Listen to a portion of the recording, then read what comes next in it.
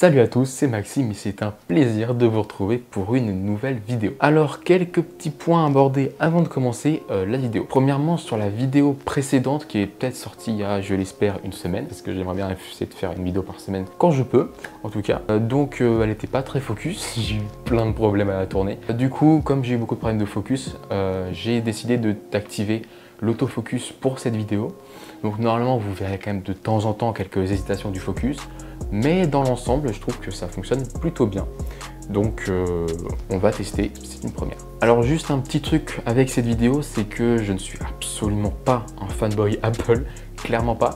Disons que maintenant je suis plutôt neutre en fait, enfin je dois dire que j'aime bien pour être honnête, même si pendant des années j'ai vraiment été le plus gros hater sur ce monde par rapport à Apple. Mais honnêtement, c'est le premier produit Apple que j'ai acheté et je dois dire que c'est vraiment bien. Donc honnêtement, je vais être élogieux avec ce Mac, je vais être très honnête là-dessus, il n'y a pas de doute à avoir. Mais voilà, en tout cas, c'est juste que je suis relativement objectif en tout cas.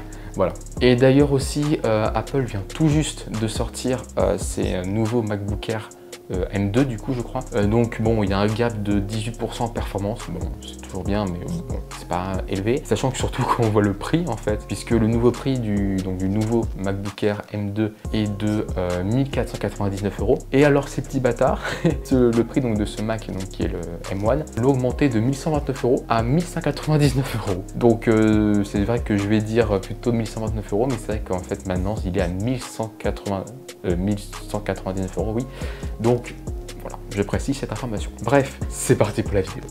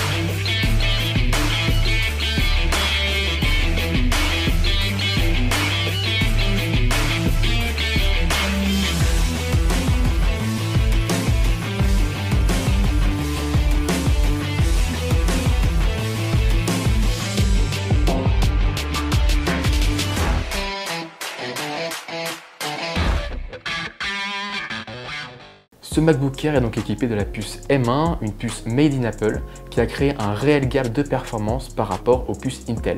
L'écran Retina est réellement qualitatif, il est quasiment impossible de distinguer les pixels. Quant au clavier, il est vraiment très agréable, parfait pour écrire pendant des heures. Et pour être honnête, il est tellement bien que je ne supporte plus d'écrire sur le clavier de mon PC fixe. Ce MacBook est extrêmement léger avec ses 1,3 kg, bien plus léger que n'importe quel PC gaming Windows, et son extrême finesse en fait un ordinateur résolument ultra portable. Un autre point très appréciable est son énorme autonomie pouvant aller jusqu'à 18 heures, permettant de tenir très largement la journée en utilisation classique, et facilement 4 ou 5 heures en montage, ce qu'aucun PC gaming Windows ne pourrait égaler. Le MacBook Air M1 supporte très bien les tâches lourdes comme le montage vidéo ou l'édition photo. Utilisant très souvent Adobe Premiere Pro, je n'ai jamais réussi à le faire sérieusement chauffer malgré l'absence de ventilation. En matière de gaming, le Mac est évidemment très limité et très peu adapté, mais il n'est néanmoins pas impossible de jouer à quelques jeux pour passer le temps. Bon, par contre c'est clair, oubliez la résolution ultra,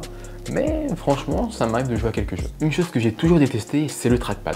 Enfin ça, c'était avant. Le trackpad des Mac est réellement génial de par sa taille imposante et son excellente précision. Je trouve même qu'une souris sur macOS est un non-sens total et ruine complètement l'expérience utilisateur. Les applications Apple préinstallées sont véritablement belles et intuitives. Pour ma part, j'utilise beaucoup Apple Page pour les cours, dont chaque fichier pouvant être trié par matière via les tags. Ce MacBook Air est équipé d'un capteur d'empreinte digitale, permettant donc de le déverrouiller très rapidement. Le Mac sort d'ailleurs de veille instantanément, ce qui est vraiment très appréciable.